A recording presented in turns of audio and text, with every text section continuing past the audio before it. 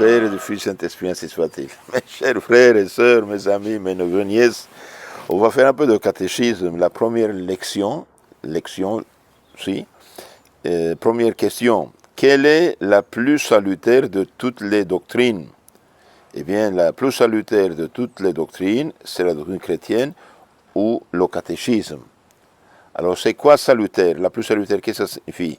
Eh bien, ça signifie celle qui, mieux que toute autre doctrine, nous sert à parvenir au bonheur éternel, à faire notre salut, c'est-à-dire venir à la vie éternelle. Par exemple, quelqu'un, un avocat, un ingénieur, un docteur qui connaît toutes les sciences, mais il ne connaît pas la doctrine chrétienne, ben, il peut ne pas se sauver. Hein? La plus salutaire de toutes les doctrines, c'est la doctrine chrétienne, c'est-à-dire la doctrine qui a pour objet et pour auteur et objet aussi Jésus-Christ, la deuxième personne de la Sainte Trinité fait homme pour nous sauver. Donc la doctrine chrétienne, c'est la de Jésus-Christ, et l'auteur de cette doctrine chrétienne, c'est Jésus-Christ, Dieu fait homme. Hein? Jésus est Dieu et homme en même temps. On appelle ça aussi catéchisme. La doctrine chrétienne, on l'appelle catéchisme. Ce mot signifie enseignement ou instruction qu'on fait oralement. Hein? Il fait écho dans notre oreille, il entre dans l'homme. Donc le catéchisme fait écho. C'est instruction oralement donnée. Il a été, dès le commencement du christianisme, le mot a été employé, dès le commencement du christianisme, pour désigner l'instruction, par excellence, l'instruction religieuse, celle ayant la doctrine chrétienne pour objet. Donc le catéchisme, concrètement le catéchisme, vous le savez, c'est la crème de la Bible. C'est le nectar. Vous avez une caisse d'orange, il faut peler chacune.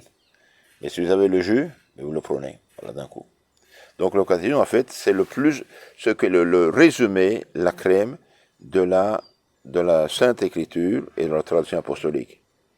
Puisque la doctrine chrétienne sert mieux que toute autre à nous procurer le bonheur éternel, nous devons mettre plus de zèle et de soin à la connaître que nous n'en mettons à acquérir d'autres connaissances. Et aujourd'hui, ça passe le contraire. Les gens acquièrent les connaissances profanes, c'est bien, il faut, mais les religieuses, on l'ignore au complet. Pour cela, en fait, la majeure partie des problèmes qu'il y a dans la société actuellement sont des problèmes religieux. Des problèmes religieux. Les problèmes, ils ont une base religieuse. Par exemple, ceux qui tuent, ils tuent parce qu'ils ne connaissent pas le commandement, tu ne tueras pas. Ils ont la haine, de la rancune, c'est contre le 5e commandement. Ceux qui avortent, c'est un problème religieux. Ceux qui divorcent, problème religieux. Ceux qui vivent en union libre, c'est problème religieux. Ceux qui sont adultères, problème religieux. Tout est problème religieux, en fait. Hein. La tromperie, par exemple, la usure des banques et tout ça, problème religieux. Les avocats qui se vendent, ou les juges qui se vendent, c'est problème religieux.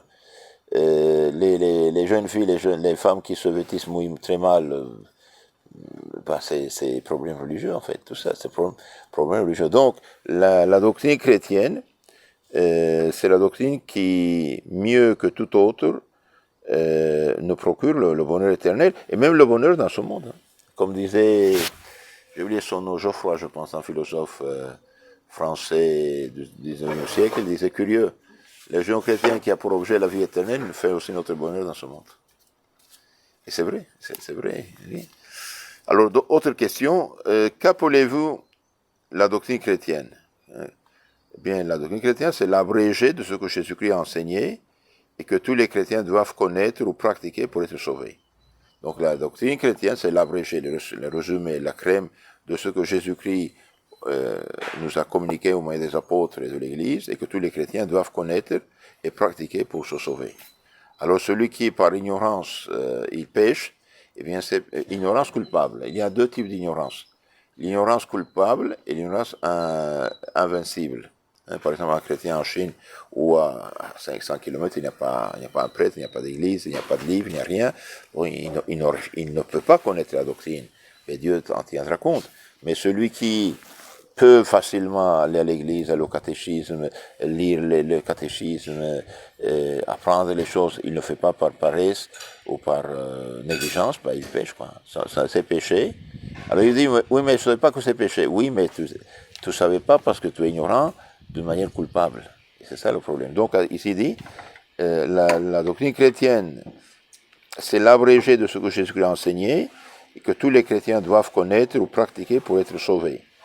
L'abrégé de ce que Jésus-Christ a enseigné, c'est-à-dire de tout ce que la deuxième personne de la Sainte Trinité, fait homme, a révélé à l'humanité, au nom de Dieu. Cette révélation enseigne ce que tous les chrétiens doivent connaître et pratiquer pour être sauvés. Donc, un chrétien qui, par ignorance, pêche, mais ignorance vincible, qui peut éliminer, eh bien, il charge avec ce péché. Hein. Ce ne sont pas les seuls chrétiens qui sont obligés à connaître la doctrine chrétienne. Tous ceux qui ont connaissance de la divinité et de la mission de Jésus-Christ sont tenus de se faire chrétiens et par conséquent de s'instruire dans la doctrine chrétienne, que le catéchisme dit connaître ou pratiquer, parce que parmi les vérités que Jésus-Christ a enseignées, il y en a que nous ne pouvons que connaître l'existence de la Sainte Trinité et pratiquer, par exemple, l'amour du prochain, le pardon des injures, le devoir de la charité. Hein. Par exemple, le chapitre 25 de Saint Matthieu, le jugement dernier, l'unique péché qu'il reproche aux gens, c'est de ne pas avoir fait des œuvres de charité. Allez vous maudire au feu éternel, vous avez faim et soif, vous n'avez pas donné à manger et à boire. Bien. Qui a apporté le premier cette doctrine chrétienne au monde? Une autre question. Qui a apporté le premier cette doctrine chrétienne au monde? Eh bien, c'est Jésus-Christ même qui l'a enseigné le premier, et puis les apôtres l'ont publié partout. Donc, la doctrine chrétienne vient des apôtres. Non? Jésus-Christ même l'a enseigné le premier. Il ne l'enseigne qu'en Palestine, au peuple juif. Ce peuple avait été choisi de Dieu dès la vocation d'Abraham, plus ou moins entre 2000 et 1800 avant Jésus-Christ, Abraham, pour préparer la venue du Messie. Donc la vocation d'Abraham, en fait, c'était préparer la venue du Messie en conservant la connaissance du vrai Dieu et les promesses d'un Rédempteur. Donc Dieu, depuis le péché originel d'Adam et Ève, avait fait la promesse qu'il y aurait un sauveur, un Rédempteur, le Messie. Eh bien, avec la dispersion des peuples, les gens ont commencé à adorer les créatures, le soleil, etc., etc. Et puis, il restait quand même quelques-uns qui avaient encore connaissance du vrai Dieu et de la promesse du Sauveur. Donc, Dieu choisit Abraham, en fait, pour faire d'Abraham un peuple destiné à conserver cette croyance et préparer la venue du Messie. C'est pourquoi il eut le privilège d'être instruit par le divin maître lui-même. Donc, c'est Dieu qui a instruit, qui s'est révélé à Abraham, et puis à Isaac, Jacob, et puis les prophètes. Jésus prouva la divinité de sa mission par un grand nombre de prophéties et de miracles, entre autres par la prophétie et le miracle de sa résurrection. Jésus dit qu'il allait à Jérusalem, il va être livré aux gentils, c'est-à-dire aux païens, et puis crucifié, le troisième jour ressuscité. Il va ressusciter. Des miracles aussi que les prophéties ne peuvent avoir lieu que par l'intervention toute spéciale de la divinité. Et ainsi, ils deviennent une preuve irrécusable de la révélation en faveur de laquelle ils sont faits. Et ceci montre que ça vient de Dieu. Par exemple, des siècles avant, le prophète avait annoncé qu'il va naître en Bethléem.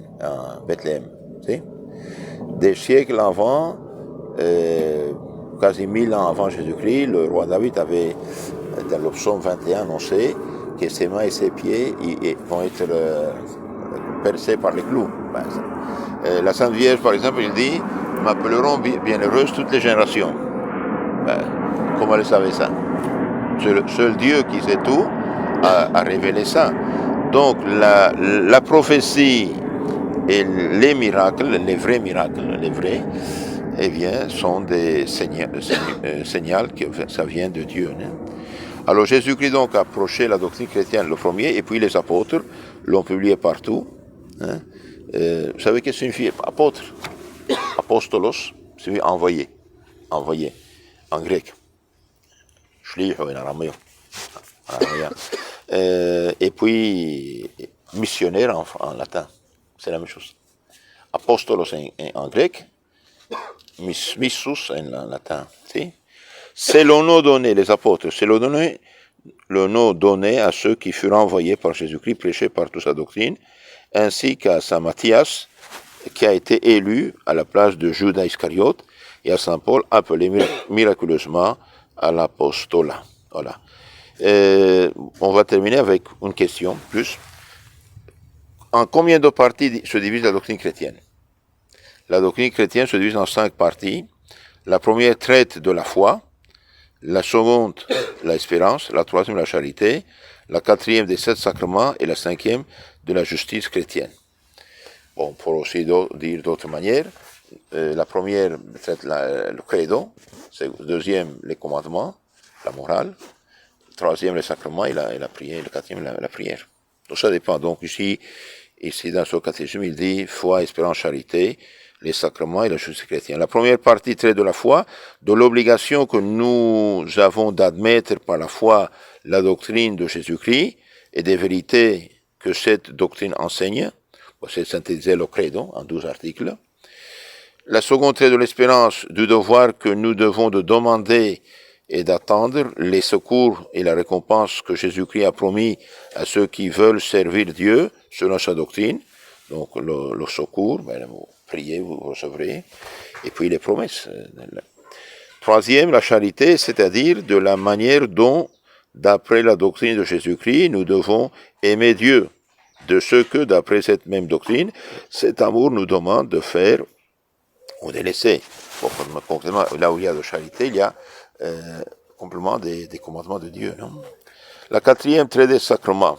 Alors les sacrements, les 7 sacrements sont moyens extérieurs que Jésus-Christ a institués afin de nous donner les qualités, les forces que nous avons, dont nous avons besoin pour que nous puissions croire en Dieu, espérer en lui et l'aimer comme Dieu le veut de nous, non seulement en tant que nous sommes ses créatures raisonnables, mais encore en tant que nous sommes des enfants adoptifs.